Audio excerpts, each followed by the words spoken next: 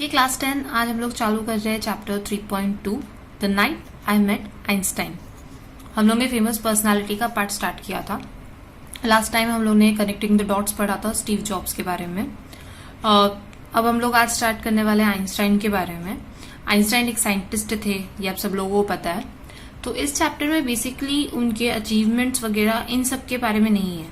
एक रात का एक छोटा सा इंसिडेंट है जिसमें आइंस्टाइन किस तरह से राइटर को, जो इस चैप्टर के राइटर है, उनको म्यूजिक्स के बारे में सिखाते हैं। राइटर को है ना, जो म्यूजिकल इंस्ट्रूमेंट्स के म्यूजिक होते हैं जिसमें वर्ड्स वगैरह नहीं होते, उसमें बहुत प्रॉब्लम हो रही थी, समझ में नहीं आता था और कैसे एंजॉय करना था वो भी नहीं पता था। तो आइंस्टाइन ने उनको किस तरह से टीच किया, किस तरह से वो सब लेसन्स बताए कि किस तरह से आपको म्यूजिक्स को समझना चाहिए, वो इस चैप्टर में। जेरोम वाइडमैन अमेरिकन प्ले राइट और नॉवेलिस्ट है जो 1913 और 1998 के इरा में थे। आइंस्टाइन की डेथ हुई थी 1955 में। तो ये आइंस्टाइन को एक बार मिले थे बीच में और उसी इंसिडेंट को याद करते हुए उन्होंने ये चैप्टर लिखा है।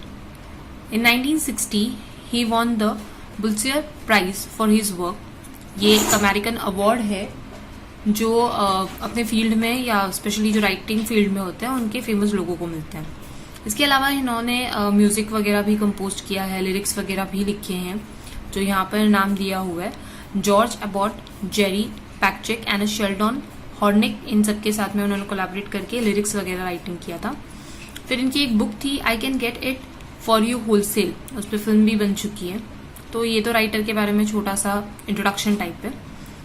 अब शुरू करते हैं चैप्टर बेसिकली एक रात का छोटा सा इंसिडेंट है जहां पर ये आइंस्टाइन को मिलते हैं राइटर, और फिर क्या होता है उससे रिलेटेड है।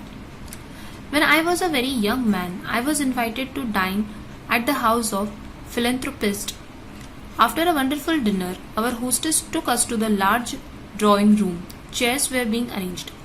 तो अभी राइटर जब यंग थे, जब जवान थे, तो उनको एक फिलैंथ्रोपिस्ट मतलब होता है जो सोशल वर्क करते हैं, जो गरीब लोगों की हेल्प वगैरह करते हैं। तो वैसी एक लेडी थी, उन्होंने अपने घर पे डाइन यानी डिनर के लिए इनवाइट किया।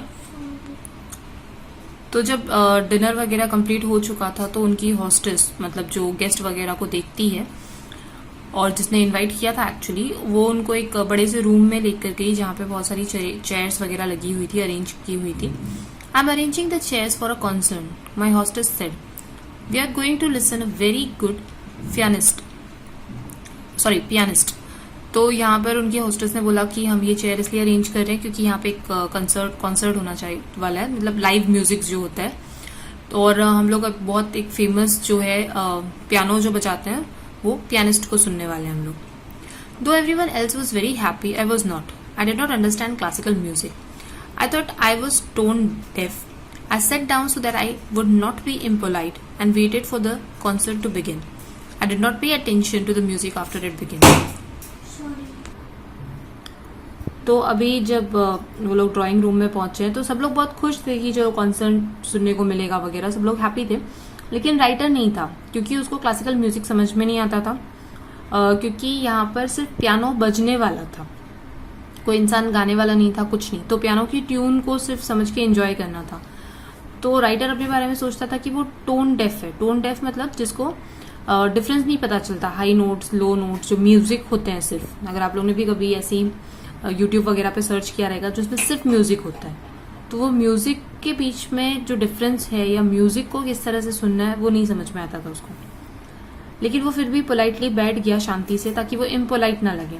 इम्पोलाइट मतलब ऐसा रूड बिहेवियर टाइप ना लगे कि इसको म्यूजिक में कोई इंटरेस्ट नहीं है। और वो भी दूसरे लोगों की तरह वेट करने लगा।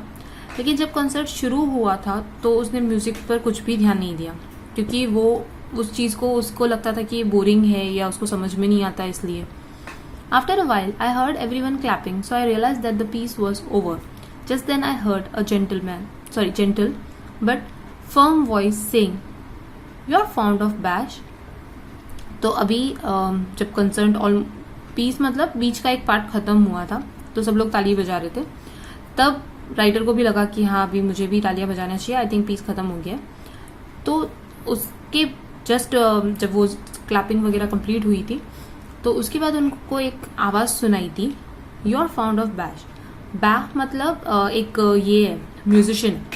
तो एक आदमी ने उनको पूछा कि तुम्हें बैक पसंद है, एक म्यूजिशियन है, उसका पूरा नाम I think John Lee something कुछ था, तो ये पुराने म्यूजिशियन है. I knew as much as about Bach as I did about the nuclear physics.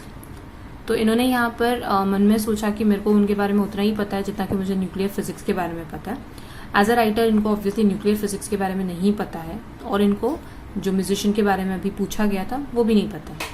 I was going to say something ordinary so that I could get out of the situation. I turn in order to look at my neighbour and I saw a very famous face. It was someone with the shock of a white hair and a pipe. तो अभी वो normally ऐसे ही बात खत्म करना चाहते थे कि ताकि वो इस सिचुएशन से बाहर निकले. जनरली जब कॉन्सर्ट वगैरह होते हैं ना, तो जो फेमस लोग हैं वो बहुत सारे म्यूजिक्स वगैरह सुन चुके रहते हैं, बहुत सारे म्यूजिशियन को इस तरह से जानते हैं कि क्या आपने इसको सुना है, इसकी आवाज़ कितनी अच्छी है, इसके टोन्स कितने अच्छे हैं. तो जस्ट जनरल एक क्वेश्चन पूछ लिया था आपको यहाँ पे. जॉन सेबेस्टियन, ये एक जर्मन कंपोजर है जो 17वीं सेंचुरी में हुआ करते थे, उनके बारे में पूछा था इसने. तो जब राइटर जस्ट टर्न हुए देखने के लिए कि कौन है, किसने पूछा है, और मैं इसको ऑर्डिनरी सा कोई जवाब दे देता हूँ कि नहीं मुझे नहीं पता है उनके बारे में. लेकिन उन्होंने जब टर्न होके देखा तो उनके सामने एक फेमस फेस था. उस टाइम पे ऑब्वियसली आइंस्टाइन काफ़ी फेमस हो चुके थे. तो उन्होंने देखा कि कुछ सफ़ेद बाल, बिखरे हुए बाल थे और मुंह में एक पाइप था. I knew that I must tell this man the truth. He looked at me as if my answer was very important. और अभी राइटर अगर कोई दूसरा पूछता तो शायद हाँ ना में ऐसे ही जवाब दे देते, घुमा देते आंसर को, क्योंकि वो नहीं बताना चाहते कि उनको म्यूजिक के बारे में ज़्यादा नहीं पता है. लेकिन आइंस्टाइन को देखकर उनको ये लगा कि नहीं, इस इंसान को मुझे सच बताना चाहिए. और आइंस्टाइन भी उनकी तरफ इतने ध्यान से देख रहे थे जैसे उनके लिए आंसर बहुत ज़्यादा इंपॉर्टेंट है. I do not know any thing about back. I said I have never heard any of his music. He looked surprise. तो राइटर ने सच बता दिया कि मुझे उसके बारे में नहीं पता और मैंने उनका कोई भी म्यूजिक नहीं सुना है. अभी आइंस्टाइन को थोड़ा सा सरप्राइज हुआ. You have never heard of back. जैसे अभी के जो फेमस म्यूजिशियंस या फेमस जो सिंगर्स है, जैसे लता मंगेशकर वगैरह है, तो अगर कोई पूछ ले आपको कि आपने लता मंगेशकर के बारे में जानते हो, और सामने वाला बोलेगा कि नहीं मुझे नहीं पता है, या कैलाश खेर है, या जो भी फेमस वगैरह है, तो आप लोग ऐसे सरप्राइज की तरह देखते हो कि आप इंडिया में रहते हो और आपको इनके बारे में नहीं पता है. तो वैसे ही आइंस्टाइन ने भी एकदम सरप्राइजिंगली पूछा कि उस टाइम के बहुत फेमस म्यूजिशियन थे ये और उसके बारे में नहीं पता है. He made it sound as if I had said that I had never taken a bath. और आइंस्टाइन ने इतने ज़्यादा सरप्राइज से पूछा उस चीज़ के बारे में, जैसे कोई ये पूछता है कि तुम रोज़ स्नान नहीं करते हो. मतलब ये बहुत सरप्राइजिंग चीज़ है. I did like to understand music so that I could understand. I said, but I am not able to. I am tone deaf. तो अभी राइटर ने बोला कि मैं समझना चाहता हूँ म्यूजिक को, ताकि मैं जो फेमस म्यूजिशियन है उनको सुन सकूँ. लेकिन मैं नहीं कर पाता हूँ क्योंकि मैं टोन डेफ हूँ, क्योंकि मुझे हायर टोन और म्यूजिक कैसे चेंज होता है उन सब के बारे में कुछ नॉलेज ही नहीं है. म्यूजिक के बारे में मैं सेग्रीगेट नहीं कर सकता हूँ म्यूजिक को. इसके बाद The old man got up. You will come up with me, he asked. I just remained seated. I'm requesting you to come with me, he said again. तो अभी फाइनली आइंस्टाइन ने सोचा कि इसको म्यूजिक के बारे में बताना चाहिए. तो वो खड़े हुए और उन्होंने राइटर को बोला कि मेरे साथ चलो. राइटर थोड़ी देर के लिए शॉक था और अपनी जगह से नहीं उठा. देन आइंस्टाइन ने फिर से रिक्वेस्ट की कि प्लीज़ मेरे साथ चलो. So I went up with him. He took me to the room which had a gramophone in it and asked what kind of music do you like. तो gramophone पहले के ज़माने के से टेप रिकॉर्डर टाइप होते थे, जहाँ पर ऐसे ये लगता था रिकॉर्ड बजता था और यहाँ से आवाज़ निकलती थी. तो ये क्योंकि पुराने ज़माने की सिचुएशन चल रही है, तो आइंस्टाइन उनको एक जगह पर लेकर गए, एक रूम में लेकर गए जहाँ पे ग्रामोफोन था, और वहाँ जाके पूछा कि तुम्हें कौन से टाइप का म्यूज़िक पसंद है. Well I answered I like song that have words and the kind of music where I can follow the tune. तो उसने बोला कि मुझे वो वाले गाने पसंद है जिसमें वर्ड्स हो, क्योंकि सिर्फ म्यूज़िक तो मुझे समझ में नहीं आता, वर्ड्स होने चाहिए और वैसी ट्यून जिसको मैं समझ सकूँ, फॉलो कर सकूँ. He smiled and nodded, obviously pleased. You can give me an example perhaps. तो अभी आइंस्टाइन ने स्माइल किया, नॉब्ड किया मतलब अपना सर ऐसे हाँ में हिलाया, और उन्होंने बोला कि तुम क्या मुझे एक एग्जाम्पल दे सकते हो प्लीज़. तो I told him I like anything by Bing Crosby. At once I could hear Bing Crosby's voice filling in the room.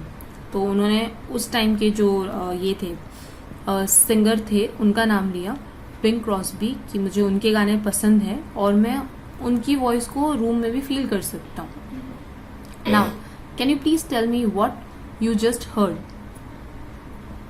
Okay sorry, उन्होंने जब नाम लिया तो जो आइंस्टाइन थे उन्होंने वो म्यूजिक ऑन किया, वो जो रिकॉर्ड था वो बिंग क्रॉस्बी का रिकॉर्ड ऑन किया और उस रूम में उनको वो म्यूजिक सुनाई देने लगा, वो गाने सुनाई देने लगा। तो उसके बाद आइंस्टाइन ने पूछा कि क्या तुम मुझे बताओ कि अभी तुमने क्या सुना। The simplest answer seemed to be a sing the line, और इनडायरेक्टली उन्होंने क्या बोला था कि गाना गाओ जो तुमने अभी सुना। I sang it back to him, और राइटर ने उसी तरह से गा दिया। He smiled, you are not a tone deaf, he said. और आइंस्टाइन ने बोला कि तुम्हें तो म्यूजिक की समझ है, तुम टोन डेफ नहीं हो जैसा कि तुम कहते हो। I told him this was one of my favorite songs, something I had heard hundreds of times, so it didn't really prove anything.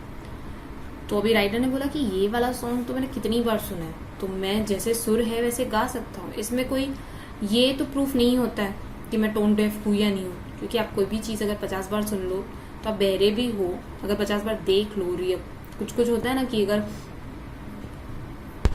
जैसे अगर आपको म्यूजिक या गानों की समझ ना भी हो, जैसे छोटे बच्चे होते हैं उनको ऑब्वियसली कोई समझ नहीं होती है, लेकिन फिर भी अगर वो कोई गाना कंटिन्यूसली सुनते रहेंगे तो उनके दिमाग में बैठ जाता है और आप कभी देखना वो पूरा वर्ड टू वर्ड वैसे ही गाना शुरू कर देते हैं। तो इसका मतलब ये थोड़ी ना है कि उनको म्यूजिक की बहुत ज्यादा समझ है। तो वैसे ही राइटर ने भी बोला कि मेरा ये गाना फेवरेट है, मैं 100 बार इनको सुन चुका हूँ और मैंने गा दिया। तो इसका मतलब ये नहीं है कि मुझे म्यूजिक की समझ है या मुझे टोन्स कैसे ऊपर या नीचे लेकर आना है वो पता है। Nonsense, said Einstein, it prove everything. Do you remember your first arithmetic lesson in school? Suppose at your very first contact with the numbers, your teacher had ordered you to work out of the problem in, say, long division or fraction. Could you have done it? तो अभी Einstein ने बोला कि इससे ये proof होता है, मतलब तुम टोन डेफ नहीं हो, तुम जो बोल बात कर रहे हो वो रबिश है। इट प्रूव्स एवरीथिंग, ये प्रूफ करता है तुमने गाना वैसे की वैसे ही गा दिया, मतलब तुम टोन डेफ नहीं हो। क्या तुमको हमारा फर्स्ट अर्थमेटिक एल्जेब्रा जिसको हम बोलते हैं उसका लेसन पता है स्कूल में? अगर तुमने फर्स्ट टाइम जब मैथ शुरू किया होता है, फर्स्ट टाइम जब नंबर्स देखे होते हैं और तुम्हारी टीचर ने डायरेक्टली तुम्हें डिवीजन और फ्रैक्शंस के सम्स दे दिए होते हैं, तो क्या तुम कर लेते? No, of course not. तो राइटर ने भी जवाब दिया कि नहीं, ऑब्वियसली नहीं कर सकते ना, आपको डायरेक्टली अगर मैथ्स है तो पहले आपको नंबर्स प्लस माइनस ये सब सिखाना पड़ता है, उसके बाद आप डिवीजन एंड फ्रैक्शन पे आते हो। Exactly, it's like learning math. तो म्यूजिक की समझ मतलब मैथ्स पढ़ने जैसा ही है। You have to learn addition and subtraction in order to do the multiplication and division. Now I am playing something a little more advanced. तो music की समझ भी वैसी ही है जैसे मैथ सॉल्व करना है। आप डायरेक्टली टफ सम्स नहीं कर सकते हो, आपको पहले बेसिक सीखना जरूरी होता है, स्मॉल लेवल के सम्स करना जरूरी होता है, एडिशन सब्ट्रैक्शन सीखना जरूरी होता है, उसके बाद ही आप डिविजन और मल्टीप्लिकेशन पे चल सकते हो। तो अब आइंस्टाइन थोड़ा और एडवांस लेवल का म्यूजिक बजाने वाले थे। It was John McCormack singing the trumpeter sing that back he order. तब उन्होंने एक और म्यूजिक बचाया वहाँ की उसी इरा के म्यूजिशियन का, और उसके बाद उन्होंने ऑर्डर किया वापस गाने के लिए। And we went on from the level to higher level until he was playing just music without words. धीरे धीरे उनको ऐसे बहुत सारे गाने सुनाए और बहुत बार उनको रिपीट वही चीज़ें गाने के लिए बोली, जब तक कि विदाउट वर्ड का म्यूजिक नहीं आया गया। I was amazed that this great man was paying complete attention to me so that I could learn something new. And इतनी फेमस पर्सनालिटी इतने ध्यान से राइटर की बातें सुन रही थी, इतने ध्यान से उसके ऊपर अटेंशन दे रही थी ताकि वो जो राइटर है वो कुछ नया सीख सके, क्योंकि राइटर के अकॉर्डिंग उसको म्यूजिक की समझ नहीं थी। It was as he I was the most important person in this world. Suddenly he got up and turned off the gramophone. तो आइंस्टाइन जो राइटर को इतना अच्छे से समझा रहे थे म्यूजिक के बारे में वगैरह, तो वो इस तरह से ट्रीट कर रहे थे जैसे सबसे इम्पोर्टेंट पर्सन उस टाइम के लिए, आइंस्टाइन के लिए वो राइटर ही है। सडनली उन्होंने ग्रामोफोन बंद कर दिया। Now young man, he said, we are ready to listen the Bach. तो अब उन्होंने बोला कि नहीं, अभी तुम तैयार हो, तुमने इनफ म्यूजिक सुन लिया है, अब तुम चल के उसको सुन सकते हो back. We went down in a set in hall. Just allow yourself to listen, he said. That's all there is to it. तो अब जब राइटर और आइंस्टाइन वापस दोनों अपनी जगह पर वापस आ गए थे पोजीशन में, तो उन्होंने बोला कि जस्ट अपने आप को अलाउ करो, म्यूजिक को धीरे धीरे बजने दो, मतलब अपने आप को फील करने दो और अपने आप को अलाउ करो कि वो म्यूजिक सुने. That's all. आपको ज्यादा कुछ करना नहीं है, आपको सिर्फ अपने म्यूजिक को सुनना है बस ध्यान से. I have heard that piece many times since that day, but I'm never alone. I'm sitting beside a small man with a shock of untidy hair and a pipe in his mouth. He has eyes that are unusually warm. Then the concert ended. I too was able to clap sincerely. Our hostess come towards us. We both stood up.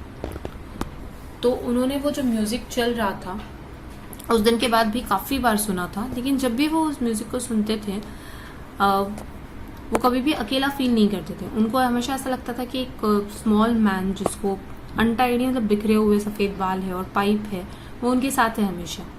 And उनकी आंखों में एक अजीब सा वार्मपन, एक अजीब सा तेज है उनकी आंखों में. तो जब उस दिन कॉन्सर्ट ख़त्म हो गया तो जो सब लोग क्लैप कर रहे थे, तब रियल में राइटर भी क्लैप कर पाया सिंसियरली, देखा देखी नहीं, क्योंकि उसको वो चीज़ समझी थी उस वक्त. तो फाइनली जब म्यूज़िक ख़त्म हुआ, हॉस्टेस आई जो भी वहाँ पर गेस्ट को अटेंड कर रही थी. We both stood up. I am so sorry doctor Einstein, she said giving me a cold look that you missed so much. क्योंकि हॉस्टेस जो थी उसने देख लिया था कि इन ये जो राइटर और आइंस्टाइन है दोनों यहाँ पर गए, एक दूसरे रूम में गए, तो ऑब्वियसली उन्होंने कॉन्सर्ट मिस किया हुआ था आधा, और उन्होंने बहुत कोल्ड लुक दिया राइटर को, क्योंकि जो हॉस्टेस थी उसको बुरा लगा कि आइंस्टाइन जो म्यूज़िक को समझते हैं, म्यूज़िक के जानकार है, उनको भी म्यूज़िक मिस करना पड़ा, ये कंसर्ट मिस करना पड़ा ये राइटर की वजह से. तो उनको थोड़ा सा बुरा लगा था. I am sorry too, he said. तो राइटर ने भी अपनी तरफ से सॉरी बोला. माई यंग फ्रेंड आइंस्टाइन ने अपनी तरफ से सॉरी बोला. My young friend where and I however were engaged in the greatest activity of which a human being is capable. तो आइंस्टाइन ने बोला कि मैं भी माफ़ी मांगता हूँ, लेकिन मैं और मेरा जो अभी जो यंग दोस्त बना हुआ है, हम एक बहुत एक क्रिएटिव एक्टिविटी करने में बिजी थे जो हर ह्यूमन बीइंग कर सकता है. She looked puzzled. Really, she said. And what is that? मतलब वो लोग कमरे में गए थे, ये उन्होंने देखा था, लेकिन क्या करने गए थे वो जो लेडी है उसको नहीं पता था. देन आइंस्टाइन ने स्माइल किया and put his arm across my shoulders opening up the frontier of beauty. तो उन्होंने राइटर के कंधों पर हाथ रखा और आइंस्टाइन ने क्या बोला? Opening up the frontier of beauty. हमने जो म्यूजिक है, जो ब्यूटी है, उसके बॉर्डर्स को खोलने की कोशिश की, क्योंकि वो म्यूजिक राइटर को अब तक समझ में नहीं आ रहा था और वो उसकी अहमियत नहीं पता कर पा रहा था कि ये चीज़ें सच में कितनी अच्छी है. तो हम लोग ने वो ट्राई किया. फ्रंटियर्स मतलब होता है बॉर्डर्स, उसको ओपन करने की कोशिश की. तो इस लेसन में आपको बताया कि आइंस्टाइन जो थे वो कितने हम्बल थे, कितने अच्छे थे, कि किस तरह से उन्होंने राइटर को हेल्प की, जो इनका ऑब्वियसली काम नहीं था आइंस्टाइन का. तो ये चैप्टर था आइंस्टाइन के बारे में, जो इतने हम्बल थे, जिनको म्यूज़िक मतलब समझ में आ रहा था, राइटर से उनको कोई लेना देना नहीं था, फिर भी उन्होंने राइटर की हेल्प की, उनको म्यूज़िक के बारे में समझाया, उनकी हेल्प की कोई नई चीज़ सीखने के लिए. तो यहाँ पर ये चैप्टर कंप्लीट हुआ. अभी हमारा जो फर्स्ट पार्ट है यहाँ का वार्मिंग अप का, इसका पिक मैं आपको सेंड कर रही हूँ. ये म्यूजिक से रिलेटेड चीजें हैं, तो ऑब्वियसली गूगल पे ही सर्च करनी पड़ेगी, आपको चैप्टर में से नहीं मिलने वाली. बहुत सारी चीजें आपको पता भी रहेगी, बहुत सारी नहीं भी पता रहेगी. तो स्टार्टिंग के 3 क्वेश्चंस का मैं आज आपको पिक सेंड कर रही हूँ, तो प्लीज वो लिख लेना. इसके बाद हमारे एक्सरसाइज के क्वेश्चंस पे चलते हैं. इसमें से ये फर्स्ट वाला, complete the following sentence. The narrator was not happy about the consent because उसको म्यूजिक नहीं समझ में आता था. तो ये चीज़ें आपको डायरेक्टली चैप्टर में से ही पिक करनी है, तो ये भी लिखना है आपको. एंड सेकेंड चीज़, हु टू वूम, ये भी आप लिख सकते हो. We are going to listen to a very good pianist. ये हॉस्टेस ने बोला था राइटर को. I do not know anything about, ये राइटर ने बोला था आइंस्टाइन को. You are not a tone deaf, Einstein ने बोला था राइटर को. Just allow yourself to listen, that's all there is, ये भी आइंस्टाइन ने बोला था राइटर को. और उसका इफेक्ट लिसनर पे क्या हुआ था वो लिखना है, वो भी आपको चैप्टर में से ही मिल जाएगा. म्यूजिक से रिलेटेड जो वर्ड्स थे, जितने भी म्यूजिशियंस के नाम आए थे वो सब है, ग्रामोफोन है, पियानो है, ये सारी चीज़ें यहाँ पे लिस्ट में आ जाएगी। अब चलते हैं क्वेश्चन नंबर 4, यहाँ से मैं करवा रही हूँ। Rewrite the following sentence inserting the appropriate phrases in their proper form. तो आपको कुछ फ्रेजेस दिए हुए हैं, उनको प्रॉपर फॉर्म में अरेंज करना है। He go out bed and come down the living room to see if the door was closed. First है he get out of bed, ये गेट आउट ऑफ बेड है। He get out of bed and come down the living room to see if the door was closed. To enjoy the music and relax he turned on the music, music को on किया, and turn of the lights, light को बंद किया। Smita gave in to her desire and gave off her favourite toys to the poor. Smita ने अपना जो Dzire था वो गेव इन किया और अपने फेवरेट टॉयज को दे दिया था। You should get into mathematics so that you can work out problem. आपको मैथमेटिक्स के अंदर डीपली जाना होगा ताकि आप प्रॉब्लम्स को सॉर्ट आउट कर सको। फ्रेजेस इसलिए क्योंकि इनका लिटरल मीनिंग लोगे तो नहीं चलेगा, सेंटेंस के हिसाब से मीनिंग्स होते हैं इनके। अब instrumental music and vocal music में डिफरेंस। इंस्ट्रूमेंटल म्यूजिक इंस्ट्रूमेंट्स से बचते हैं, जैसे पियानो हो गया, गिटार हो गया। वोकल म्यूजिक वॉइस, वर्ड्स वगैरह होते हैं। इंस्ट्रूमेंटल म्यूजिक्स में भी कुछ बॉडी पार्ट्स यूज करते हैं म्यूजिक जनरेट करने के लिए, but most of the time instrument से ही काम चलाते हैं। जैसे पियानो वगैरह है तो हम फिंगर्स यूज करते हैं, लेकिन मेन म्यूजिक पियानो के अंदर के टोन से आता है।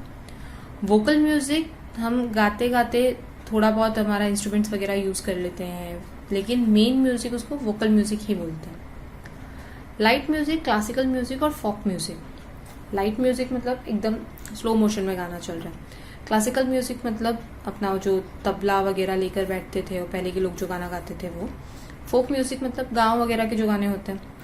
फोक म्यूजिक जो है वो डायरेक्टली मतलब मन से आता है और कोई रूल फॉलो नहीं करते उसमें, टोन वगैरह इन सब का कोई रूल फॉलो नहीं होता है। क्लासिकल म्यूजिक डिसिप्लिन पे बेस्ड होता है और स्ट्रिक्ट रूल्स फॉलो होते हैं। जैसे सारे गामा जो है वो सारी चीज़ें क्लासिकल म्यूजिक में प्रॉपरली यूज की जाती है। लाइट म्यूजिक सुनने में बहुत अच्छा लगता है एंड किसी भी टाइप का हो सकता है, कोई भी लाइट म्यूजिक। फिर आपको एक वर्ड चेन बनानी है, वर्ड चेन तो नहीं है, सिर्फ अल्फाबेट्स दी है और उनसे रिलेटेड ऑक्यूपेशंस लिखने हैं। तो यहाँ पर फर्स्ट करके दिए हैं 3, एक्टर, बैंकर, कारपेंटर। डी से ड्राइवर है, engineer, farmer, geologist, haberdasher, inspector, jockey, painter, optician, neurosurgeon, musician, labourer, radiologist, singer, tailor. आपको बाकी सब कुछ समझा होगा। एक न्यूरोसर्जन मतलब होता है जो दिमाग के डॉक्टर्स होते हैं, जो हेड वगैरह की सर्जरी करते हैं वो। और ये हैबरडैशर जो होता है ना, वो अमेरिका में एक जो लोग होते हैं जो छोटे मोटे बटन्स वगैरह या सुई धागे जो बेचते हैं उसको बोलते हैं। उसके अलावा तो सारे प्रोफेशंस पता होंगे। अब क्वेश्चन नंबर 7 में अरेंज करना है। तो फर्स्ट ही said what kind of music do you like. Second है you are not a tone deaf. Third था could you have done it, वो जो मैथमेटिक्स की प्रॉब्लम के टाइम पे पूछता है। 7 सिंग दैट बैक। और 5th में I am so sorry doctor Einstein. Then degree, insert the appropriate expression choosing from those given after each sentence for the positive degree. I am not taller than my friend. They are most helpful their neighbors. यहाँ पे second में ना they are most helpful as neighbours होना चाहिए, there नहीं आएगा।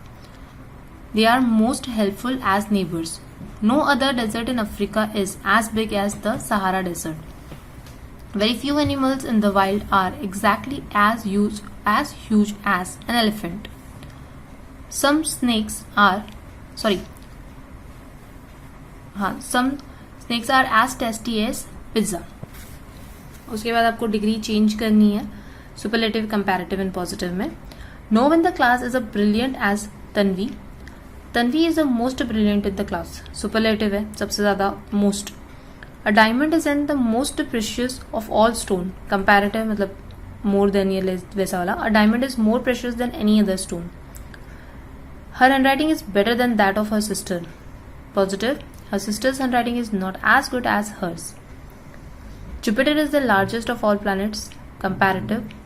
Jupiter is larger than all the other planets. Comparative मतलब हमको बाकी सारी चीज़ों से कंपेयर करना. Then all आएगा. He is not the greatest of all the leaders. Positive. As वाला. None of the leaders are as great as he is. The painting is better than any other painting in the place. Superlative. Most, best, third degree. This is the best painting in the place.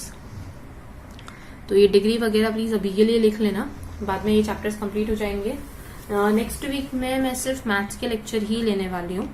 Hindi वगैरह सब stop कर रही हूँ मैं, क्योंकि maths का statistics वाला पूरा पार्ट मुझे उस वीक में खत्म करना है. एंड उसके बाद वाले वीक में फुल इंग्लिश खत्म कर देंगे. जितने भी चैप्टर्स वगैरह है वो पार्ट कंप्लीट करना है. Prepare a word chain. अब यहाँ पर पियानिस्ट दिया हुआ था तो उसका टी से हमने ट्री बनाया, फिर ई से एंड दिया है, डी से डेंजर. वर्ड चेन मतलब लास्ट अल्फाबेट को लेकर आपको वर्ड बनाना है. ये वर्ड चेन आता है, कभी आपको वर्ब के लिए वर्ड चेन बनाने के लिए बोलते हैं, कभी नाउन के लिए. यहाँ कुछ नहीं बोला तो आप कोई भी वर्ड यूज कर सकते हो. आर से रिवर, फिर वापस आर से रिच, एच से हैस्टी, वाई से येलो, डब्ल्यू से वॉर्म और एम से म्यूजिक. देन एक्सरसाइज पार्ट का last, pick out the word that refers the following. ये आपको डायरेक्टली चैप्टर में भी मिल जाएगा. A musical performance in public is known as concert. A lady who invites and look after guest, hostess.